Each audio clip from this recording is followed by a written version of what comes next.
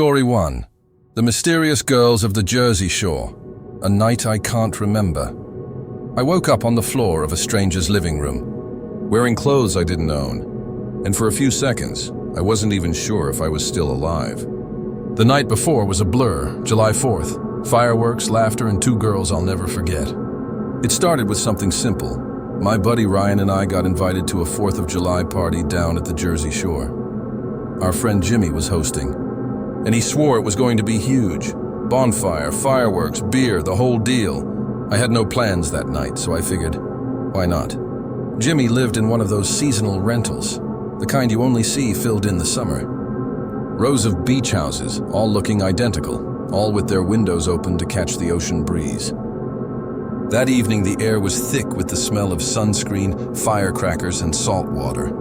Music drifted from porches, and every other block had its own little fireworks show going. When Ryan and I got there, Jimmy's place was packed. People spilled out onto the sand with red Solo cups, and the fire pit glowed orange against the night sky. At first it felt normal, just another shore party, but then we noticed them. Two girls, standing slightly apart from everyone else, watching the fire like they were waiting for someone.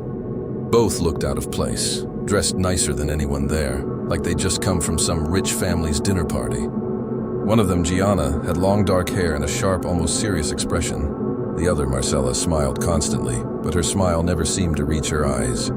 They were beautiful, but there was something off. Ryan, of course, nudged me and said we should go talk to them. They introduced themselves like we already knew their names. And when I asked if they were friends of Jimmy's, they just sort of smirked and said, "We're just staying around here for the week."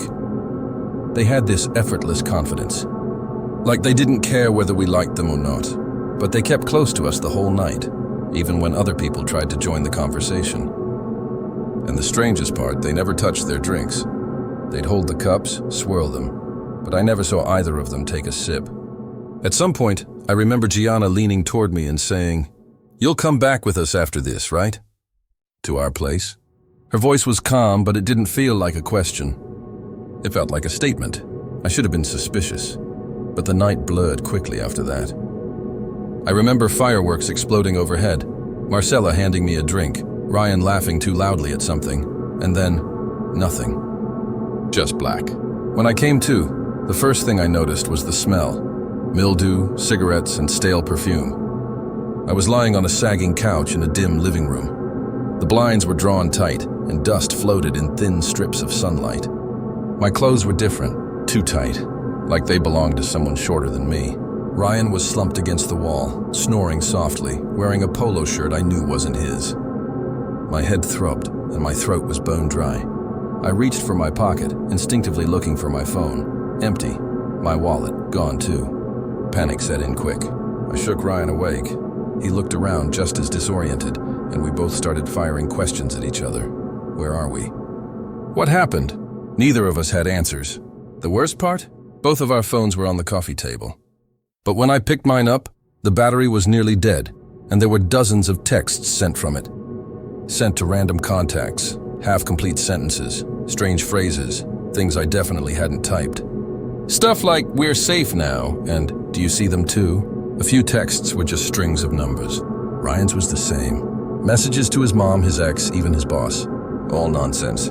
We tore through the place, hoping for a clue about where we were. The kitchen counters were stacked with dirty dishes, the fridge empty except for a carton of eggs way past expiration. No photos, no personal belongings. It was like the house existed in this limbo state, lived in, but by no one in particular. The front door was unlocked. When we stumbled outside, the sunlight hit us like a slap. We weren't anywhere near Jimmy's place.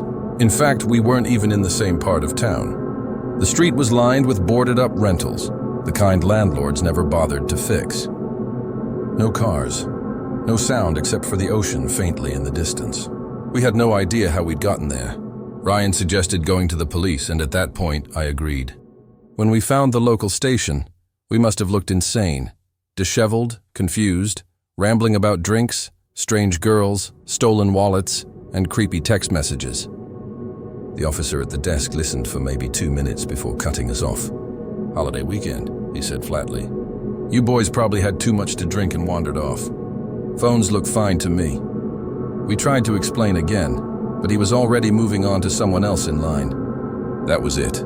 We were brushed off like drunks who couldn't handle their liquor. Ryan and I walked out in silence.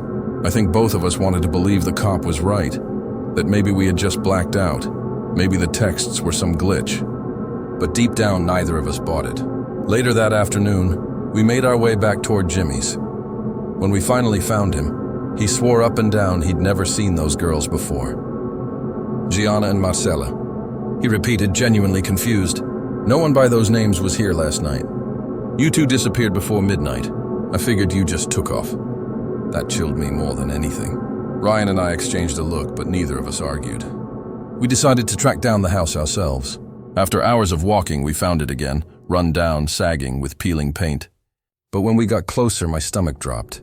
The windows were covered with plywood. The door was chained shut. That place hadn't been lived in for years. We stood there, staring at it in the July heat, both of us too afraid to speak. I kept waiting for one of the girls to appear at the window, but of course, nothing happened.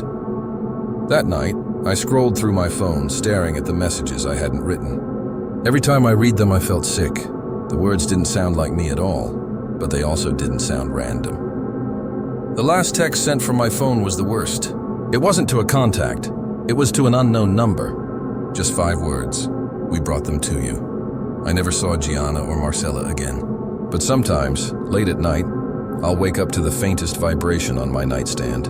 When I check my phone, there's no notification, just my sent folder and a new message I don't remember writing. Story 2. The gray Nissan Altima that followed me through Alabama. I didn't notice the car at first. I only noticed how quiet the highway had gotten, how the world seemed to shrink to just me, the 2-lane blacktop, and the occasional flicker of headlights in my rear view. It was July 4th, and I was driving home from a cookout outside Montgomery, Alabama. The night had been warm, humid, filled with the sound of fireworks and laughter.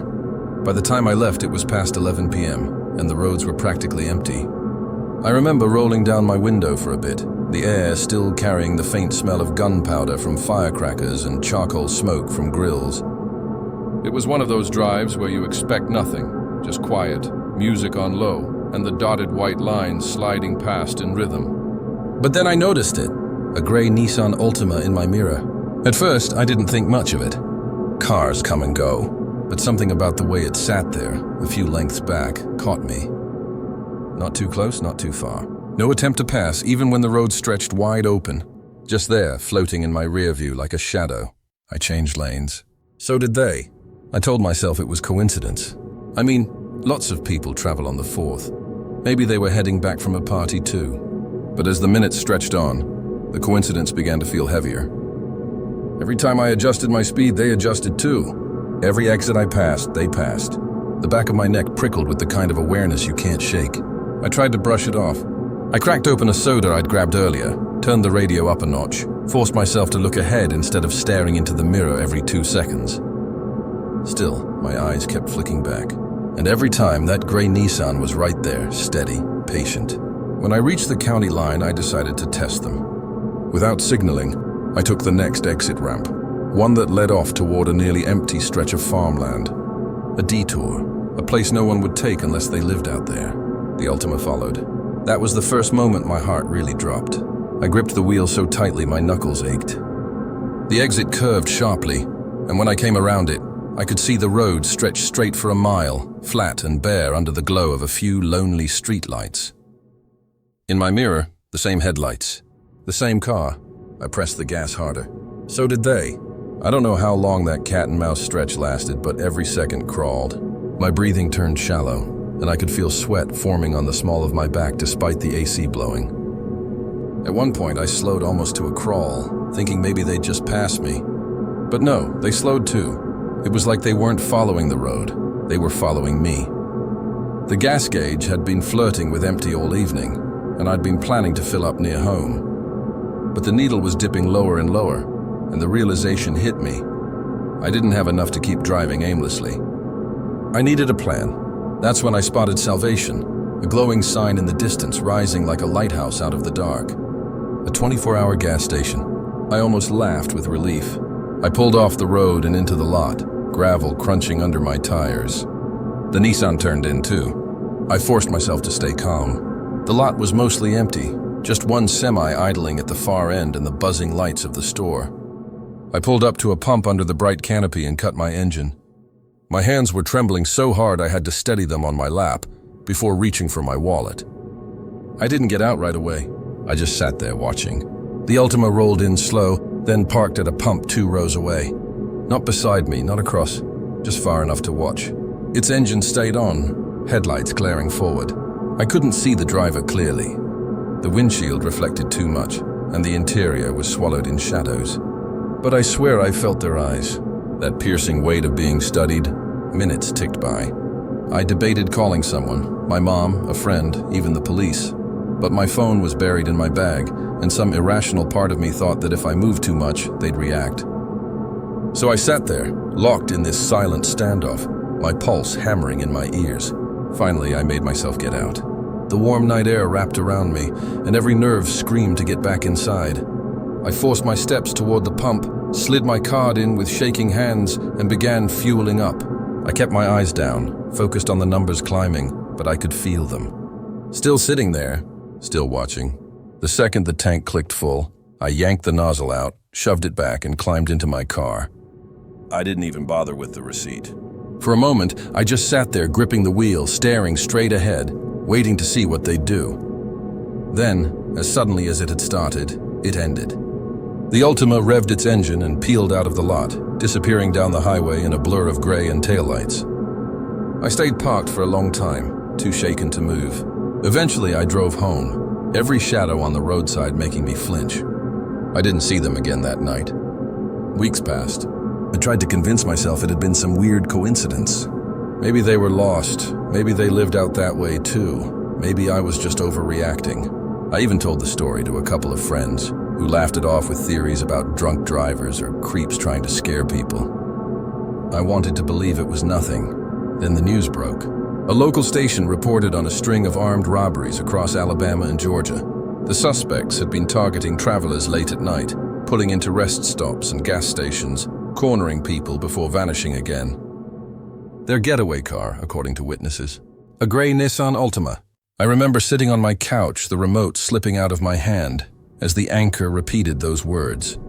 My stomach turned ice cold. It wasn't just in my head. That night at that gas station, it could have been me. And the worst part, the suspects still haven't been caught.